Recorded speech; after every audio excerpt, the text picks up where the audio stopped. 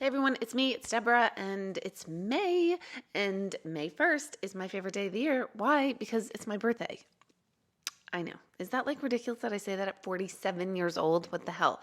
But I normally don't celebrate my birthday, but last year I made some really big steps on my birthday to be incredibly intentional with my life and my decisions on my birthday last year. And my year of intentional living didn't mean everything dramatically changed. In fact, I went really slow and steady in all the changes that I did make and continue to make because that was the point. I wanted to be really intentional, and I've been really digging at like what's working for me in my life, what's not working for me, what do I need to work on, how are all the areas of my life looking and going, and how am I contributing to it. So you guys know I love this so much. So last year I started to live intentionally.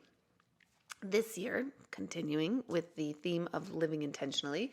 And by the way, the first of every month, not just because it's my birthday this month, but the first of every month always excites me because it feels like, we're starting fresh slate. I love New Year's, not so much resolutions, but I just love the concept of a new month, a new year.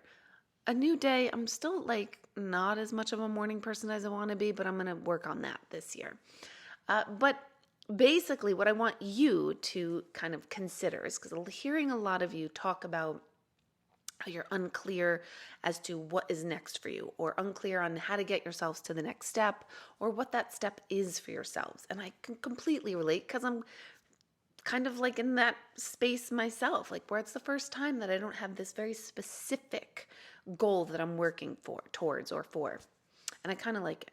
And for those of you that attend my meditation group, you'll know I'm goo right now. And those of you who know. Those of you who don't know, ask me. Let me know if you want a video on what I mean by I'm goo right now.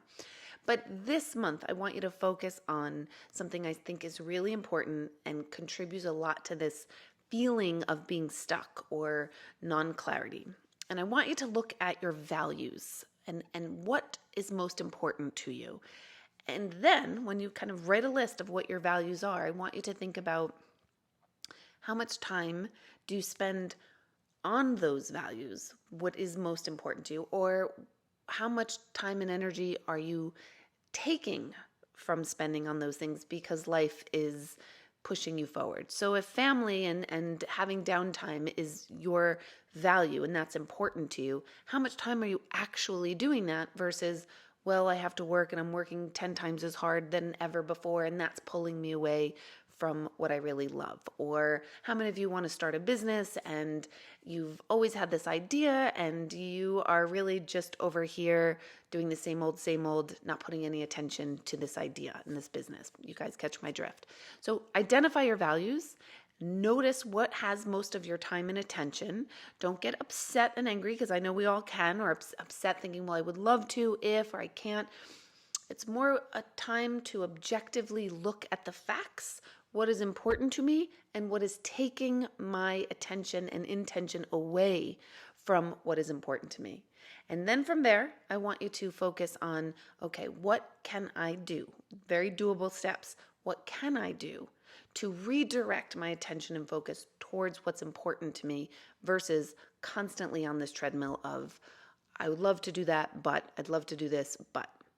So this month, on my birthday month and many of your birthday month, I want you to pay attention to your values and pay attention to what is either bringing you towards your values, because you could pay attention to that as well, and what's dragging you away from your values. And then we'll meet back up in June and you can let me know how you do.